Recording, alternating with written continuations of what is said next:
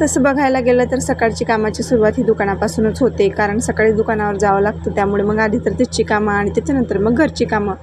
तर थोडीफार पूर्वतयारी नाश्त्याची मी घरून करून नेते, पण ते काही व्हिडिओ शूट केले नाही आजपर्यंत, पण कधीतरी दाखवण्याचा मी नक्की प्रयत्न करेन. तर इथे ना काही पट्ट्या वगैरे टाकायच्या होत्या, म्हणून मग ते ना रेऊ माझ्याकडे देत होती आणि मी ना पटापट पट्ट्या टाकून घेतल्या. गाडीवर आलू आला होता, दुकानासमोरून गाडी चालली होती, म्हटलं घेऊन घ्या म्हणून मग ह्यांचं इकडे ना आलू निवडणं चालू होतं आणि आलू घेऊन घेतले. त्याच्यानंतर ना घरी येण्यासाठी निघालो. तर ह्यांचं असं म्हणणं होतं की आज मठ्ठा पिऊ, म्हणून मग आम्ही ना मठ्ठा प्यायला गेलो होतो. तर तिथे ना मठ्ठा आणला होता आणि एवढा भारी मठ्ठा होता की खूप छान, फक्त थोडा थंडा पाहिजे होता आणि मस्त असा मठ्ठा वगैरे पिऊन घेतला.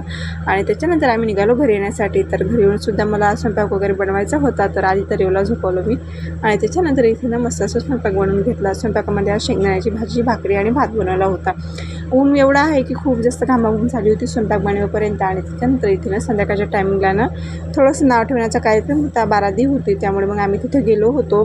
आधी तर ते जी बाळंतीण आहे ना त्यांना ऑप्शन वगैरे करून घेतलं आणि त्याच्यानंतर ना ह्या वरोट्याने राम घ्या, लक्ष्मण घ्या असं चालू होतं. मी तर हे पहिल्यांदाच अनुभवत होते, कारण रेवच्या वेळेस काही असं नाव वगैरे ठेवलं नाही आम्ही, कारण ती ॲडमिट होती 15-20 दिवस, त्यामुळे. त्याच्यानंतर मग बाळाला पाळण्यात वगैरे टाकलं आणि रेव बघा कशी मस्त बघत होती. तर हे सगळं आटोपल्यानंतर ना त्या आतून बाळाच्या कानामध्ये नाव सांगत असते आणि नाव ठेवत असते, त्यामुळे मग इथे ना तो कार्यक्रम चालू होता आणि इतर बायांना आत्याची पाठ थोपटतात, तर तेच ते चालू होतं. चला मग भेटू पुढच्या ब्लॉगमध्ये. बाय.